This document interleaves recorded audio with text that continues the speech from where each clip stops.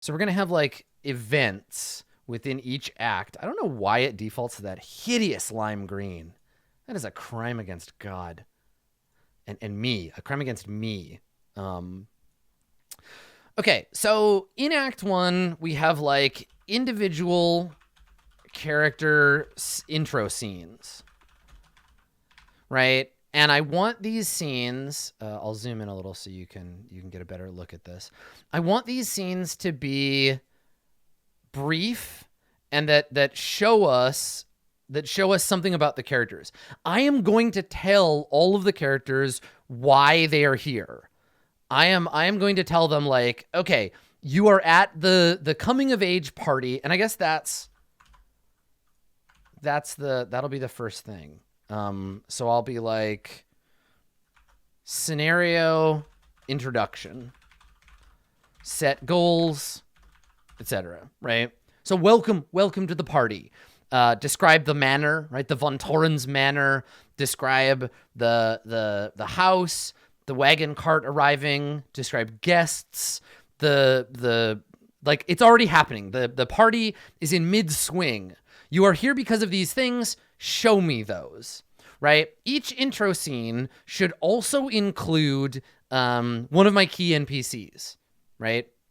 So the idea of setting the tone, setting the scene, and then showing our characters, but using those character scenes to also show off the other stuff that's happening, right? The other characters set the tone. That's my goal for Act 1, right? Set all of that stuff up, and then move on, right? And then so I think if I look,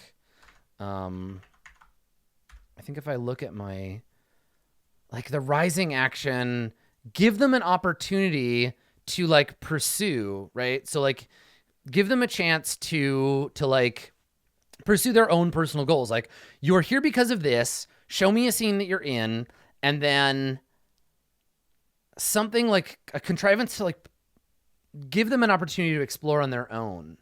But then how is that different from the individual character intros? Maybe it's not. Right? So like exploration. And then, so this is all kind of freeform stuff. And then we do rising action with the like, the Lord and Lady address the party. And not the adventuring party, but everybody. And maybe there's like a party game. Oh, yeah. Yeah. That's good. Like, welcome to the party, everyone. There's going to be a party. Like we're going to do a game. We're going to play a game. Ooh, isn't that fun? And then like kind of nervous looks and yeah, some kind of like parlor game. Like hide and seek or like some kind of like weird childish game that can lead them. I think hide and seek lets them explore the house. And yeah. So we'll do a hide and seek, and that lets them stumble into fucked up stuff, right? So yeah, a scavenger hunt, hide and seek. How fun, right? Like leaving behind the things of childhood, and that'll let us have some discovery scenes for the various NPCs. Things being a little creepy. So let's come up with some creepy hide and seek scenes, right? So we've moved into Act 2. Hide and seek begins Act 2. So I think this will be, so a scene with synesthesia and the doctor in her bedroom, right? You come upon the doctor admiring his beloved. Someone will have that happen. Something with the priest, right? Like a scene with the priest and a scullery maid, maybe? Ooh, yeah, like he's like hassling a maid. Okay. What else do we want? We want like a scene. I want to do 4 of these because maybe each person will get one, and I'll just decide in the moment, like depending on where they go. So I guess actually with a scullery maid in the kitchen. So it depends on where they go, and that'll be the scene. Yeah, and he's like cornered her in the kitchen. Yeah, come here, child. Let me bless you. Creepy. Okay. And then, yeah, something with the Baroness and her husband and their lover. Yeah. Okay. A scene with the Baroness and the Baroness, her husband. And what are they doing? Like, what do we show off here? Like, how do we show that these three are like, maybe they've snuck off? Oh, it's a fake out, right? Where we hear the Baroness and her like squeals of delight, and we think that it's going to be her and her husband, and then we catch, and it's the Baron, and he's got a cup in his, and he's listening at the closet while and he knows, and oh god, yes, it'll be perfect. Yeah, okay. And I think we can give that up right away. I don't have a ton of time to make this about the like threesome drama. I think it's just like they catch, like they hear the sound, they go investigate, and it's the husband with his like pantaloons around his ankles, with like his with a cup to the door, and then they have to deal with him, and like, yeah, okay, perfect, okay, good. And then we need another scene. Let's look at our NPCs. Who else do we want to include here? Something with the young master, maybe something with Carl Theodore, because he's kind of the only one not in here. Yeah. Okay. So let's do something with, like mom and the son. Yeah. Okay. So like a scene with Carl Theodore and his mummy. And where would they be? I don't think we need to go so far that she's changing his diaper, but like, yeah, he's admonishing like his nurse or something. Like something that, because what I want to show is their relationship is weird, and he's a little weirdo, and mom is like a chaos sorceress, and yeah, she's watching him like berate, or she's like helping him hide. Oh yeah. And he's hiding in her wardrobe. Right, she's helping him like in her bedroom. Yeah. No, I like that. I think that's good, because it doesn't complicate it with them, their servant. We already have like a servant scene, and she's like hiding him in her wardrobe, and of course that's where she keeps all of her like frilly under things, and he's just like hiding there, and so they meet up with her, and they don't realize he's in the closet like snickering and giggling, and so she has this like, this conversation with the players when they come in. No, her mom doesn't have a lover. That's the Baroness. She's from far away. Okay, so let's line these up. So the scenario goal, and actually can I set my default line style? Can I do that without?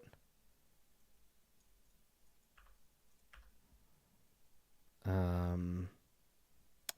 don't know if I can, because I want to draw a line, and I want it to just go one way and not two. It's like up here somewhere, right? I'm not super, like, I just started using this program. Straight lines, one connection. Yeah, a line. Okay. I've already got that, but it's like, it's giving me these like double, like I can fix them, right? Once I've set them, I can just go, none on one end. Okay. All right. Well, that's fine. I can just, there we go. Oh, it sets it based on the last one you did. Okay. All right. So the Lord and Lady address the party. Hide and seek. How fun. So the doctor, the scullery maid, the Baroness, and a scene with Carl Theodore. Any of these can happen kind of in any order. I'm pretty okay with that. Yeah, I use this program all the time for GM prep and stuff now. Okay. All right. Good. And then, so we do these hide and seek scenes, and then, we build up the sort of chaos. We build up the, like, something isn't right here. And I think there needs to be a scene that draws everybody, because we're kind of building these 4 little scenes. Like I imagine if we look at timing, I've got 2 hours to do all of this. So I have to be quick. So this stuff, these can take like 10 minutes at most. And then these individual intro scenes, same thing, right? Because that's 40 minutes there and another 40 minutes there. So I need one more scene as my like shit's fucked, the doors slam, dinner time, everyone. So maybe you come back and like there's all these murdered guests. Yeah, I think it's dinner time. I think dinner is the scene. Oh, and yeah, like maybe everyone sees the elf at some point in all of these scenes. Yeah, the elf is in the background of every one of these. I think that's cool. Yeah. So, that way, so the elves are like, you see them going, like, you see this elf in the background. Everyone's like, did you see the elf? What? Like, I did too. What's their deal? And then something goes horribly wrong. It's dinner time. And I think that dinner time, this is like the reveal, the cult reveal, right? And the guests who are invited are actually here. Let me put a like, some people are in on it and some people are not. So I think I need like an emoji. Let me get like it's a good chaos emoji. It's a good emoji for chaos.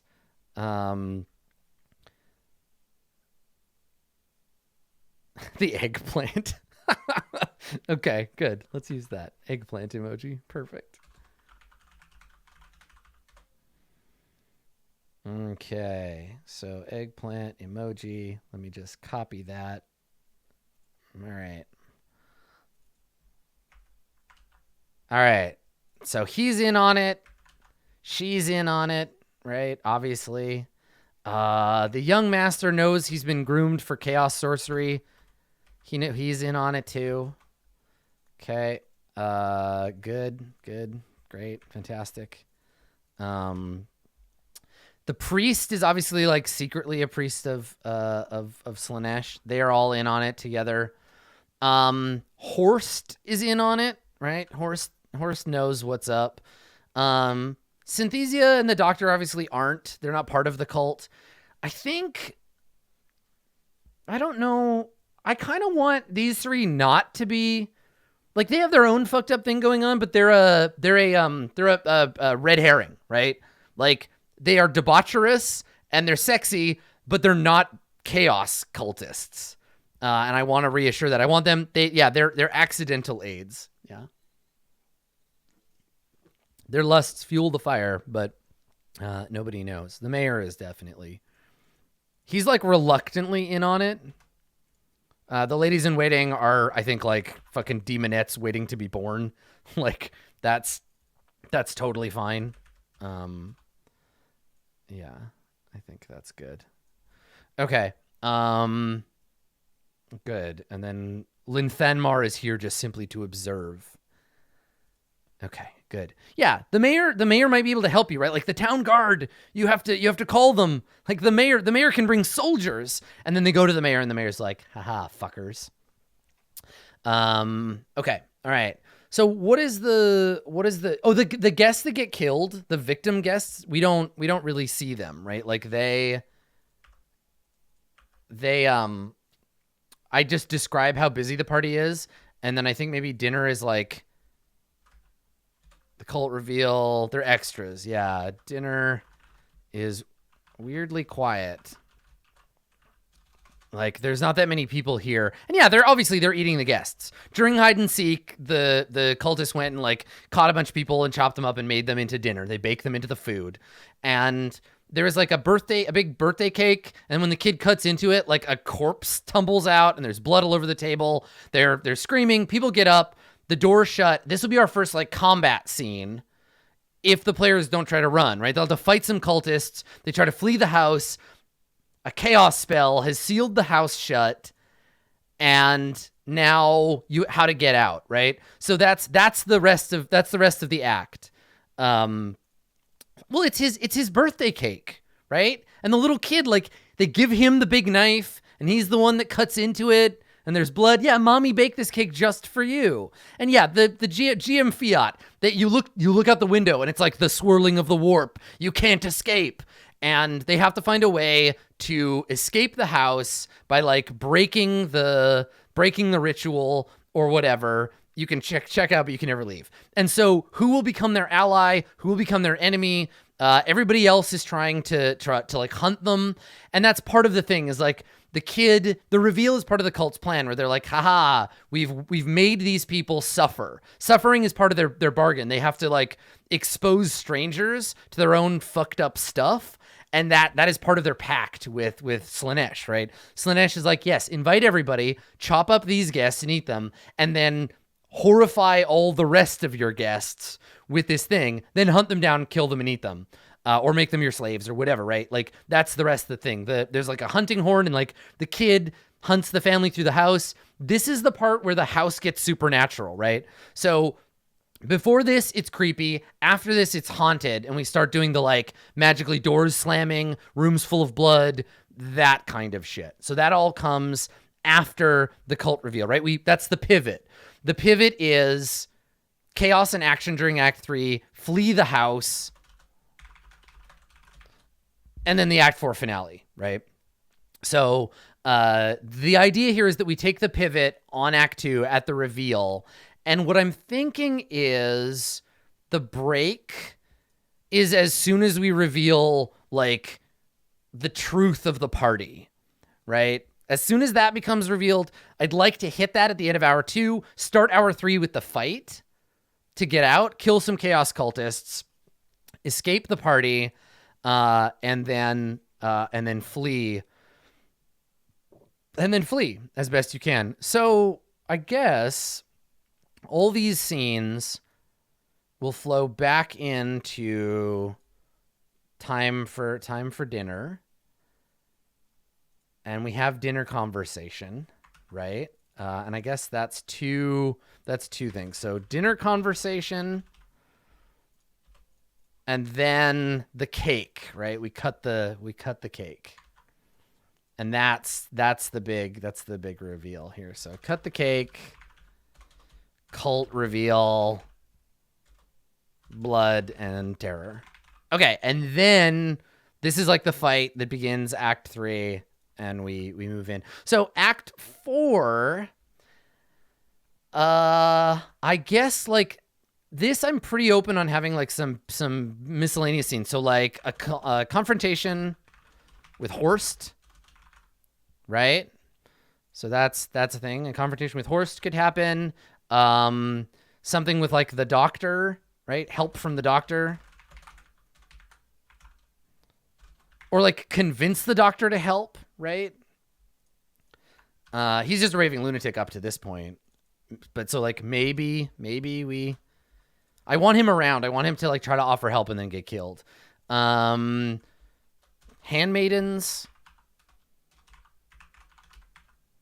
Something with them. Like, because this is the character who's, like, trying to survive the house. What else?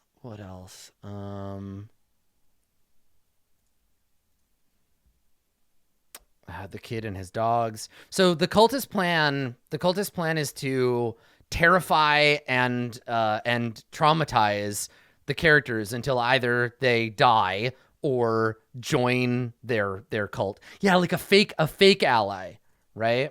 So handmaidens, come and play with us, Danny, right? Join us.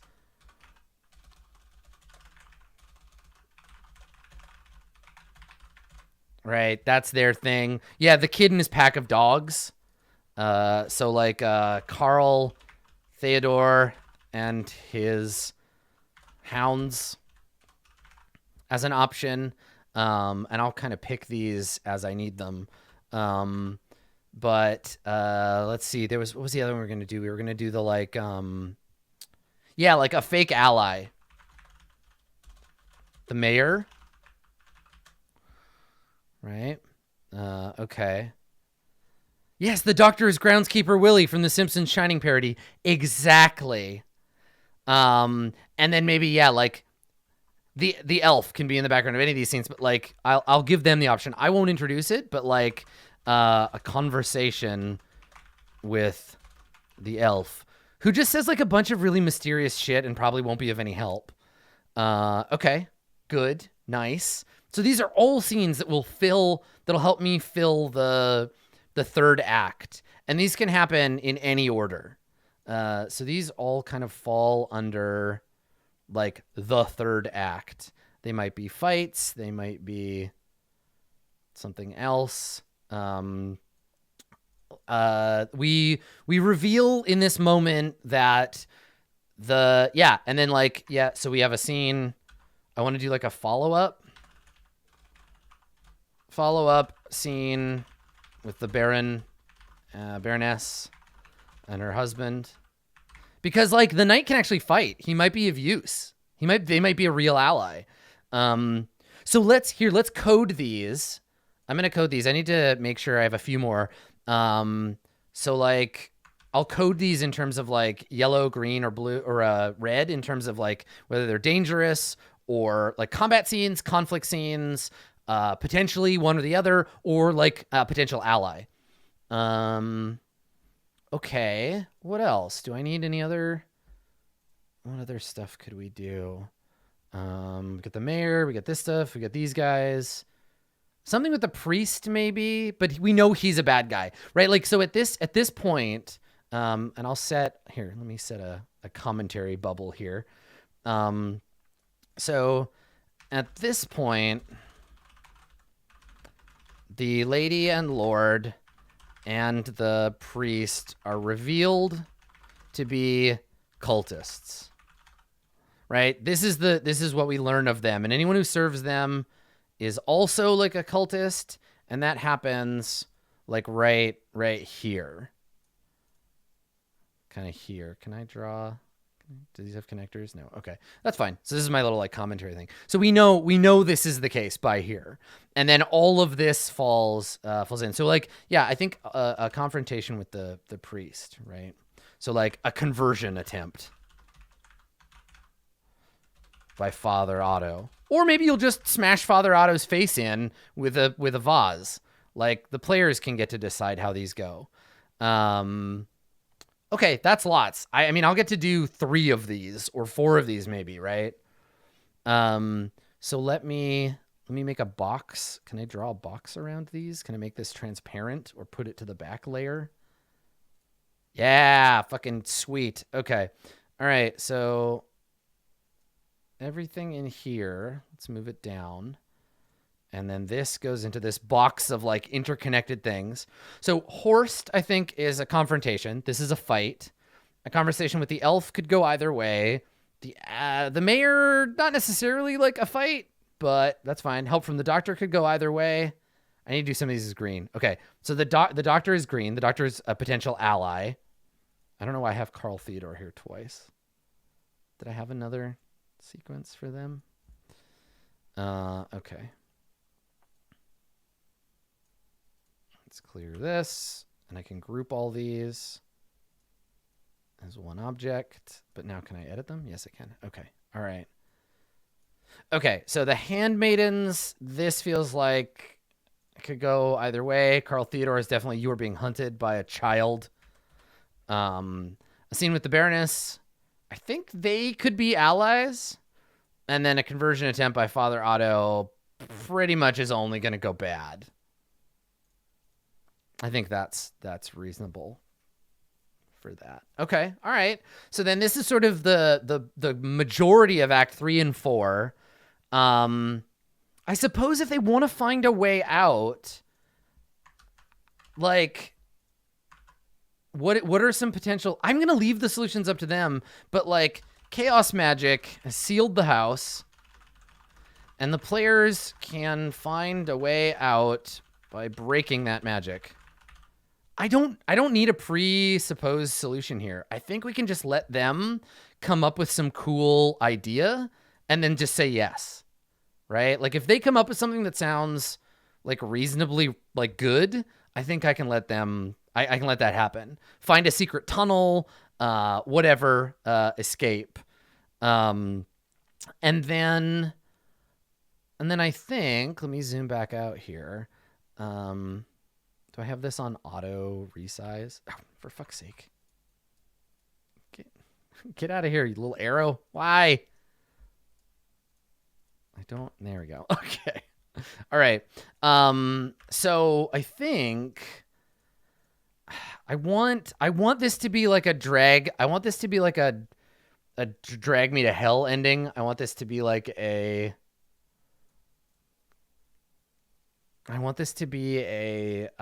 like not quite the Mist, but I want there to be a like dun dun dun kind of ending, like uh-oh, you escaped, but you've escaped like into something worse. Like the whole town is full of cultists. I feel like that'll maybe be the big reveal, the big chaos like reveal. The town has been taken over by beastmen or some shit. Yeah. Okay. So they find a way out. We need a final confrontation. So with whoever's alive, right? Final confrontation.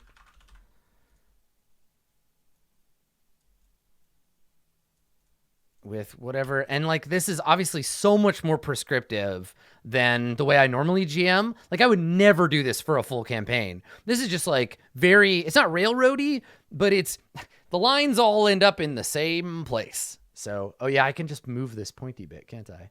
Wee, wee, wee. Okay, well let me re-square this then. There we go. Yeah. Cool. Okay. So yeah, and then the final confrontation, the escape, and then that's a neat feature. You can just make new bubbles. Oh my lord. Okay, so let's give them a couple of endings. So the final confrontation, you get one of a few various endings. We're gonna Mass Effect this shit. So the final confrontation can lead to they joined the cult. Right? That's the cult ending. We'll make it Slaanesh purple. Or they, let's see, they defeat the Von Torrenses. Okay, and that's the like Sigmar ending. Or neither, and they escape. And that is the whole town is fucked ending, right? So, cool. They escape, but the town is full of beastmen. Beastment. They came out of the beastment. Okay, good. They defeat the Von Torrenses. Daylight, like dawn comes. The house collapses. This is the Carrie ending, right? This is the house being sucked into the warp. They join the cult, Slaanesh, orgy of blood and violence. Blood and violence. And also leather. Okay. So there you go. Those are my kind of three endings. If they defeat the house, they get the description of the ending that's like, dawn comes, you step out of the house, and the sun, the light of the sun falls upon the mansion, and its rotting timbers collapse in on themselves, and you get the house enfolds on itself and vanishes back into the warp. And I think the final confrontation will really depend on what allies they made and who they like killed or didn't kill, right? So this might be like confronting Carl Theodore. Like I think the final confrontation here will always contain the lady and the lord of the house, because unless the players are like, I want to go find them and murder them, I don't think we're going to get that. Because I think they'll be alive, because I'm not going to put them in front of the players. Because like they're not in any of these scenes, right? So, yeah, cool. Yeah. Cool. All right. Yeah.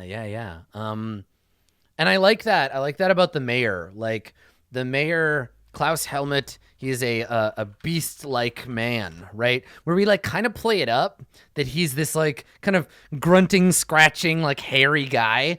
And then later, if we reveal that the whole town gets turned into beastmen, they can look back and be like, oh, of course, the mayor was like a chaos ape. Yeah, I like it. I'm into it, feeling it. This is good.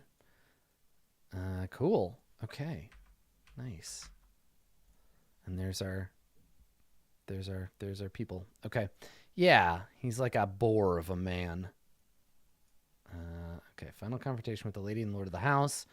They join the cult, maybe. All of this other shit happens.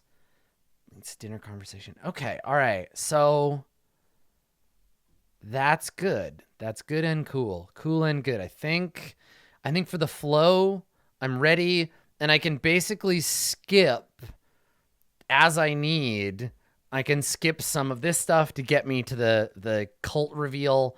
I can skip some of this. This gives me a little fluidity to jump into the confrontation, and yeah, and we can lead it out to here.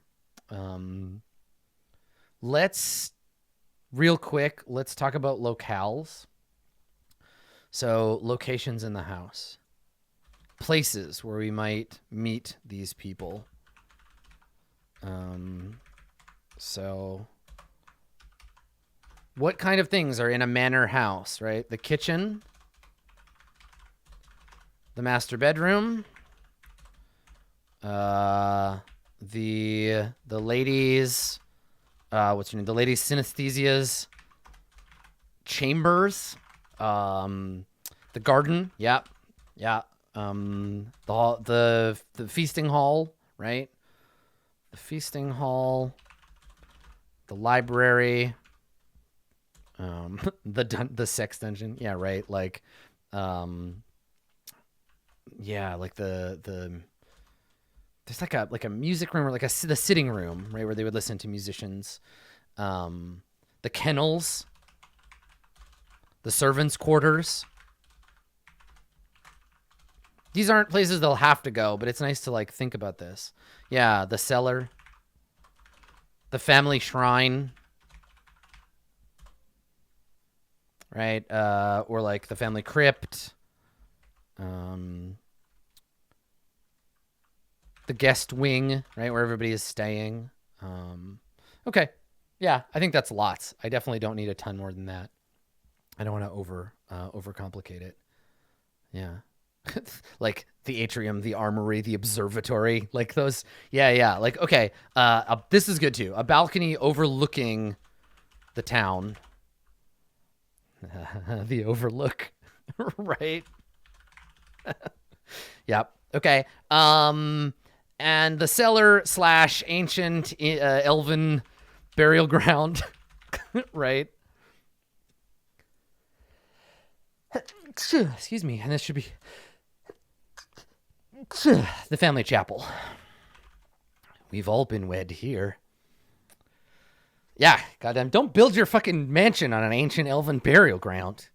God, obviously. And I think the players can learn this from the elf if they talk to them, right? The doctor doesn't work here. The doctor works in town. He's the town doctor. Great. Yeah, and that's why the elf is there. The elf is just like haunting the place. Okay, good. Cool. So I think that's it. I think that's kind of all I need for my prep. Now we've still got a little bit of time. So what I'd like to do is just take a look at the rules of the game and just check out a couple of sections to sort of see if there is anything, that I need to kind of check out, right? I need to know, like, yeah, stats for enemies, how combat works, that kind of stuff. I've flipped through it, but I want to take a closer look with you so you kind of know what to expect. So let's look at the rules of the game. Now, the base rule of the game is that you make a simple test. You roll a D100 and compare the result to your skill or characteristic. That is the test. If you roll equal to or lower than the characteristic, the test is a success. If you roll higher, you're a failure. Success I mean, the test is a failure. You might not personally be a failure. So we looked at this during the Charge In stream. This is how the rules of this game work. If I say to you, Grimbonk, make a test. I need you to make a cool test. Grimbonk comes in here, clicks on cool, no modifier unless I give him one, and then we look. This is going to give us the roll. Grimbonk rolled a 16. He succeeded, and by an SL of +3, so that's a great success. We get a degree of granularity based on the success level. I could say, Grimbonk, the piano is barreling down the stairs. Horst, standing at the above, patting his hands. You're about to be crushed by a rolling piano. Dodge out of the way. You fail with a failure of 8 levels. You are crushed by the piano. So, basic test. That's how it works. They have a stat. The stat is advanced. The skills advance on top of the stat, and they roll skills based on their abilities. So that would basically, outside of combat, that's basically enough to do the whole game. We could just play off that. Automatic success and failure. If you get a 96... If you get a 96 or higher, what do you call a dwarf that gets crushed by a piano? A flat minor.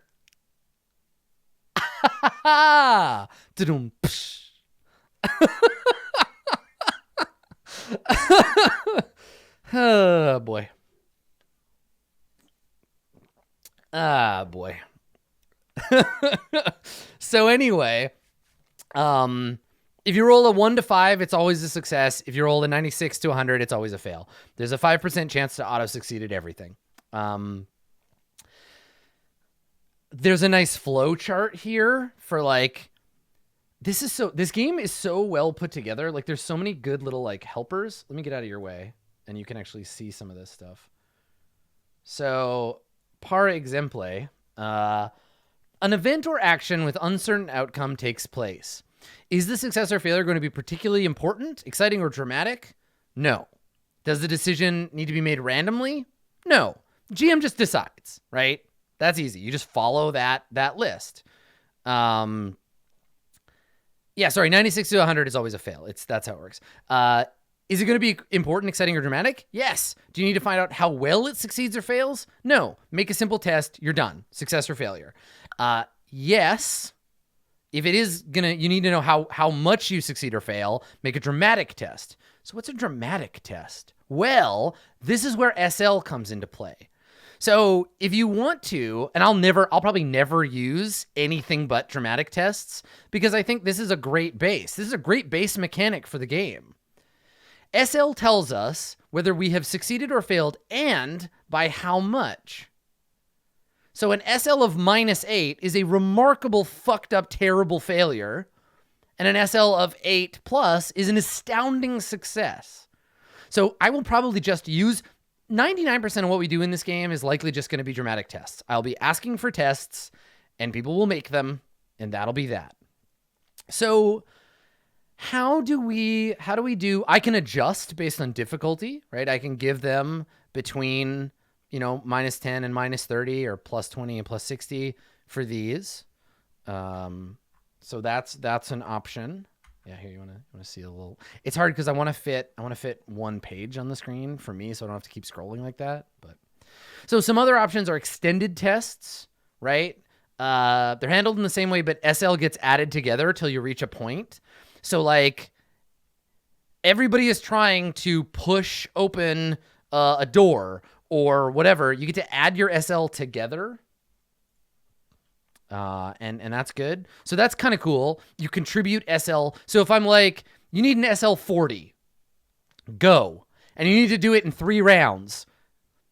Because in 3 rounds, the Chaos Monsters will bust in through the window. So everybody starts rolling tests to try to get to that SL 40. And you have, it's a really clever way to take the base test and build up your likelihood of succeeding over time. It's like skill challenges. rolling 0 SL in extended test doesn't benefit or hinder it, but getting a minus, yeah, if you get a minus SL, you are just fucking it up. So if I get a +5 and someone else gets a +3 and someone else gets a -4, the two people who got a +3 and a +5 should turn to that person and be like, stop helping. You're fucking this up for us. Like, go look at the door. Yeah. Okay. So assistance is helping. You have to have an advance in the skill being tested. You have to normally be like adjacent to them, be nearby. You can't assist on tests to resist disease or poison or whatever. And you can't be assisted by more people than you have the appropriate characteristic bonus. Interesting. Okay, so that means, let's look at Bonk Davison or whatever here. He could be helped with a strength test by up to 2 people. But he could be helped in a dexterity test by up to 3 people. Okay, cool. I like it. That's cool. So it gives you, like, you're good at getting help. You know how to, like, deal with folks. Fantastic.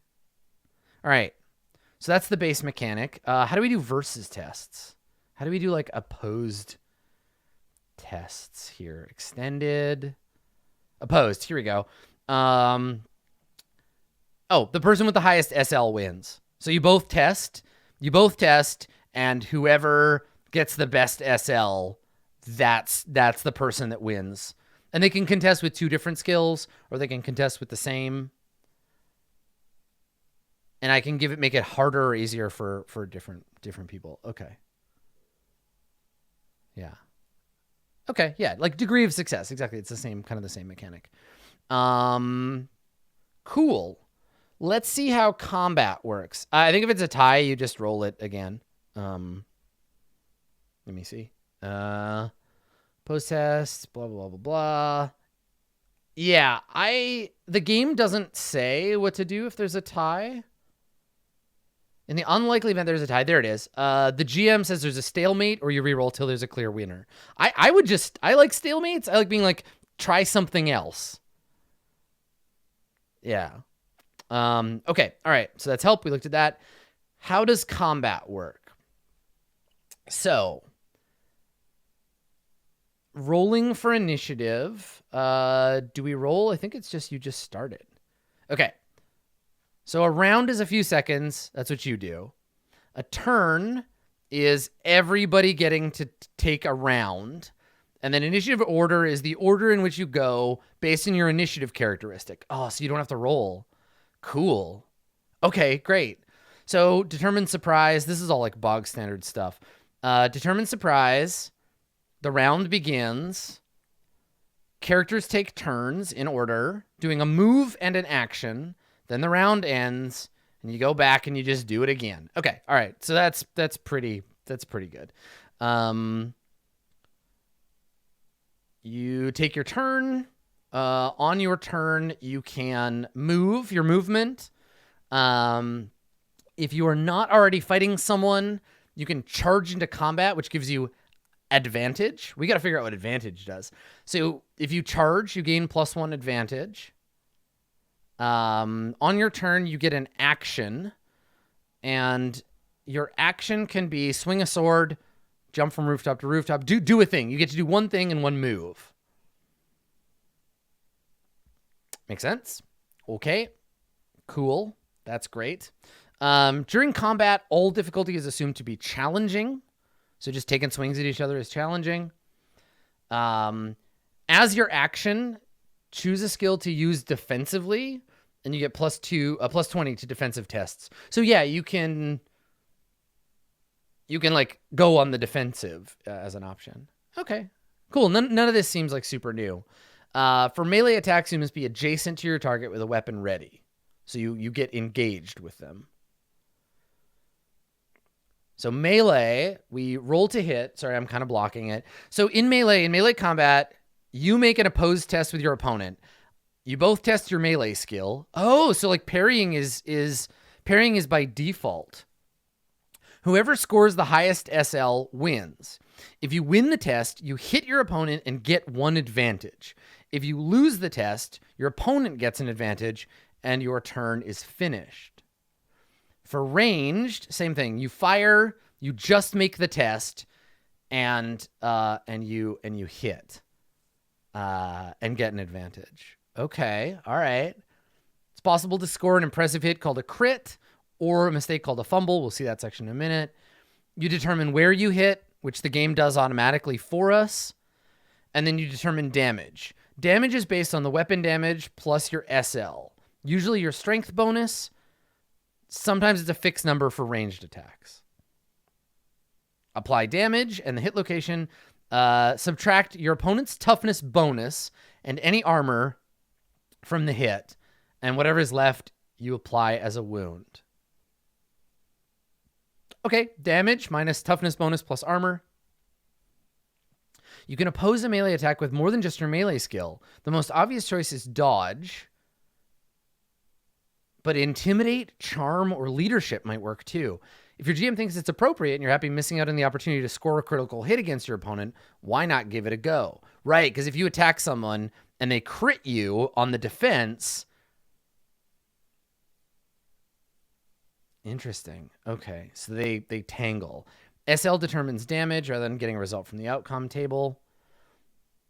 And there's our hit locations. Okay, so a critical, if you roll double, it's a crit. I mean, it's a significant blow, and they get an immediate critical wound as you strike true. 172 for what that means. Okay. A misfire, we don't have any guns. And if you fumble, roll on the oops table. Okay. Right, a fumble makes you roll on the oops table. Ranged combat cannot be opposed with melee skills unless they have a large enough shield, if they are at point blank range, or where it is also allowable to dodge. Oh, cool. So if somebody tries to shoot you with a crossbow at point blank range, you can defend with a sword because you knock the crossbow out of the way. That's pretty cool. All right. That's cool. And then here's a bunch of bonuses. Shooting a child-sized target is more difficult. All right, so some penalties and bonuses I can give them. Okay. Shooting into melee is an option. I don't want to complicate things anymore. Size for your target. Outnumbering means everybody gets a plus 20 to hit them. So if you gang up on somebody, if you outnumber them by 3-1, you get a plus 40. And at the end of every round, all outnumbered opponents lose 1 advantage. I can't wait to learn what advantage does. This is like combat momentum, right? Unarmed combat, 2-weapon combat. I can look all these rules up when we play. Advantage. Here we go. Okay. So it's momentum. It's momentum in a fight. Gained when you outwit, defeat, or otherwise dominate your opponent. It's recorded with tokens, be these coins, cards, chits, counters, or specially designed advantage tokens, or by a tally sheet on scrap paper. Some GMs prefer a more controlled environment. I'm not going to worry about that. I'm not doing any of the optional rules. So gaining advantage. Attacking a surprised enemy, plus 1 advantage. Charging, plus 1 advantage. Assessing can give you an advantage if you use one of your skills to do that. You scrut the situation. Victory. Defeating an NPC gives you 1 advantage. Subduing a party nemesis might give 2. Winning an opposed test during combat gives you 1. And then outmaneuvering. If you wound someone without engaging in an opposed test, plus 1 advantage. Interesting. And then a bunch of talents give it to you. Okay. So what does it do? Oh, shit. Each advantage you secure gives plus 10 to any appropriate combat test. Holy shit. So the more you beat on somebody, the more advantage you gain, and the easier it is to beat the shit out of somebody. Oh, cool. And if you lose an opposed test, you blow all your momentum, you have no more advantage, and that's it. That's so cool. I really like that. If you accrued no advantage for the round and end the round outnumbered, you lose 1 point. You can't have negative advantage, right? So everybody else builds up advantage. It's a combo mechanic, yeah. The more you like bang away at somebody, the better the better your stuff gets. That's so cool. All right. And then moving is relative, right? So like you can move a certain distance. We're not going to use squares and like a grid, but there's like engaged, disengaged, like short, like all the weapons have ranges, right? Now, how does that affect your like advantage? These are conditions, so like get lit on fire or whatever. Yeah, what do weapon, I'm going to go look at weapons and see what that, like those range tags, how do they work in this? Weapons, melee weapons, here we go. Okay. So item qualities, what do your item tags mean for your, here we go. Range or reach. And I think it's about like getting inside of their range. Like I think it's like burning wheel. Here we go. Weapon length and infighting. Simple rules for those who like to use weapon length for more than simple description. If your weapon is longer than your opponent's, they have a -10, just like in Burning Wheel. They have a -10 to hit you because you're keeping them at bay. However, as your action, you can step inside their length and infight them. So if you have a knife and they have a sword, you can duck and dodge out of the way, slap their weapon aside, leap inside, and now their sword is only an improvised weapon. They don't get to use any of the sword's cool shit until they do a test to like back off from you. That's super cool. I am so into that. I want to use this one. And then the game uses like Star Wars, point blank, short, long, and extreme range for weapon ranges, right? So these are like range bands. We can kind of figure out where the characters are. It's like relative where the characters are to each other, rather than specifically like, I am 100 feet away. Yeah. It's a game in which fighting is a big part. Combat's pretty crunchy. We're gonna probably like make some mistakes and like kind of hang on the top layer of combat, because there's only one planned combat scene, but we will get to try it out. That'll be the plan. In a longer campaign, obviously, we would bring in all of the miscellaneous rules and what have you. Let's look at the bestiary here. We got generic humans. Easy enough. So I can use those. We got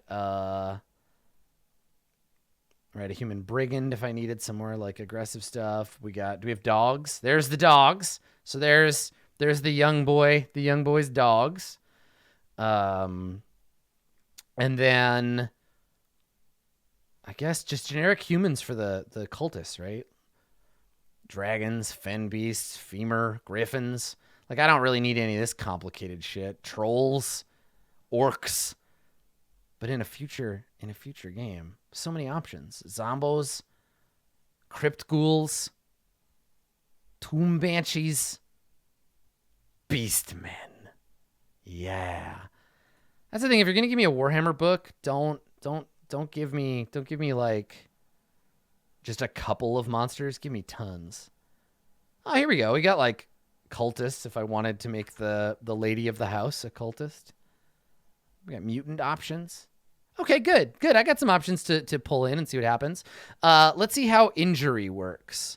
So, and fate and resilience I need to check too. Okay, so spending fortune. You can spend a fortune point to re-roll a test, add +1 SL after it's rolled, or choose when to act, ignoring initiative order. Help me remember these. Actually, I'm just going to put them. Where's my fucking... No, why can't I change my select tool? There we go. I'm just going to put these on the sheet on Roll20. Okay, so I'm going to clear. I don't know if Sam is still working on his spending, so I'll clear everything but that. So let's go. What are they called? Fortune points? Yeah, spend fortune too. Look at what a good GM I am. I'm leaving cool notes for my players. Spend fortune to... Okay. Don't forget, players. That's how that works. And then What does resilience do?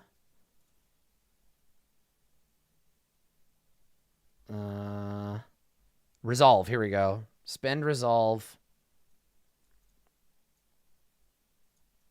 I'll copy that. Okay, cool.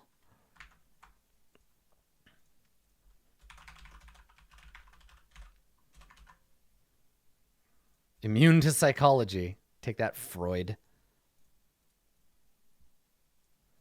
Yeah, I saw that there's fate and resilience, but they're not like, those are big level things. Like if you look at them, you permanently burn them to like stop yourself from dying or avoid catastrophe. They're persona points. They're persona points. Spend your fate like they're persona. And then resilience and resolve, ignore a mutation or choose the number of a test instead with resilience. But I think we're just going to kind of ignore those for right now. Yeah, psychology. Psychology is, let's see, page 190. That's like horror, right? Like bad shit happens to you and you go crazy. So a psychology test is you make a cool test when you are exposed to one of the following psychological traits, right? Like when there is a chance, when you have one of your traits and something comes up, like if you have hatred elves and you see an elf, right? These are the like negative things. So I guess this isn't quite the like fear. This is after you take fear. This is like resisting your trait. So if you have hatred, animosity elves and you meet one, you have to make a psychology test to resist like being a dick to those elves.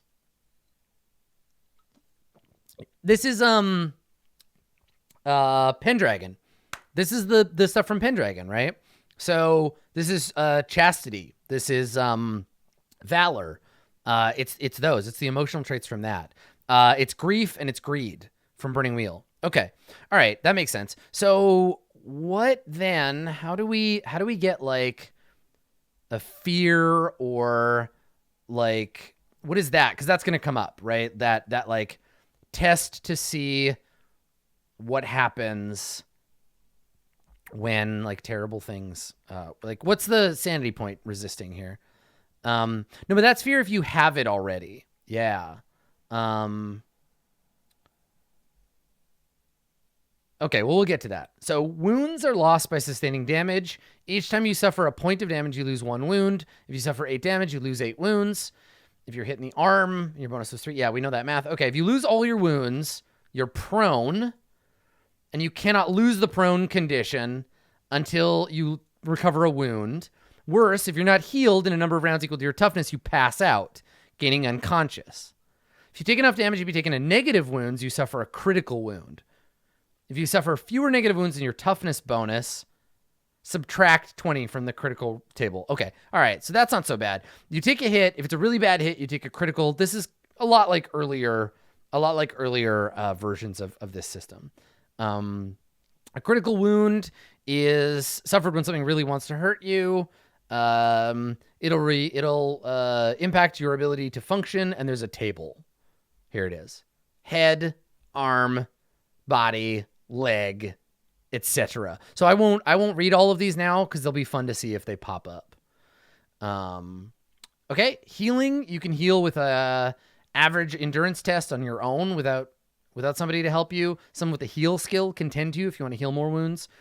Healing critical wounds have their own tests. I don't know if anyone has the heal skill. They better make friends with that fucking doctor is all I'm saying. So I guess the only thing I need to know here is... Oh, here we go. Corruption influence. Witness a lesser demon. Contact with a mutant. Being near Warpstone. Prolonged exposure to chaos worshippers. Yeah, minor exposure. Dinner is minor exposure to corruption. So you make a endurance test or a cool test. This will be a cool test. Oh my God, Warpstone sprinkles on your delicious murder cake. Okay, and then you roll, and if you succeed... Oh yeah, and there's also like fear, which is under that thing. Okay, we'll get there. So, yeah, corruption seems like a fairly serious But if you ever get more corruption points than your willpower or your toughness bonus, you mutate. You get a corruption problem. Okay. All right. So there'll be one opportunity in the game to get 1 point of corruption. They're not going to like super mutate in this, but there's a chance they'll get the point. And if they succeed at the test, they don't take the point of corruption, right? That's how that works. Like if a test is failed, gain 1 corruption. Okay, perfect. Okay, so for them being like scared, they make a psychology test. See, but this is terror. Like these are, you have to have this, or an enemy has to have. Oh, it's a tag that an enemy has. Oh, okay. And then the fear rating is like a thing. So fear is just make a cool test, and if you fail, you may not move closer to it. And if it comes closer to you, you have to pass the test to become broken. Oh, okay. All right, cool. So fear is a tag. Fear and okay, so they're tags on things that cause you. So psychology comes either from yourself or from the psychology of an enemy. They're creature traits. Yeah, that makes sense. Cool. Okay, and then this game has like a downtime thing with like endeavors and improvements and banking and crafting and stuff, but we're not gonna touch on that because it's not gonna happen in this one shot. I'm ready. I'm ready to do this shit. I am hype. This is going to be awesome.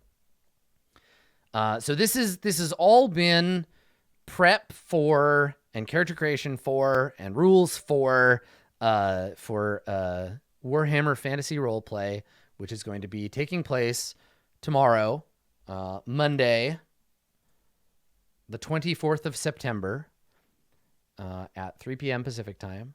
And I hope that you will tune in. It's going to be at itmejp on Twitch, and I'll host it right here, and then it'll make its way to YouTube. So if you're watching this on YouTube and you're like, "Shit, I missed the campaign," you'll get it. It'll happen. So that'll be a thing you can watch. Thanks for hanging out while I prepped. I'm super excited to play this game and to see what happens with the characters and to show off all of my creepy cult stuff. Ooh, it's gonna be good. Oof, oof. All right, I will see you tomorrow, my dear friends. Thank you so much for coming. That's it for me. Bye for now.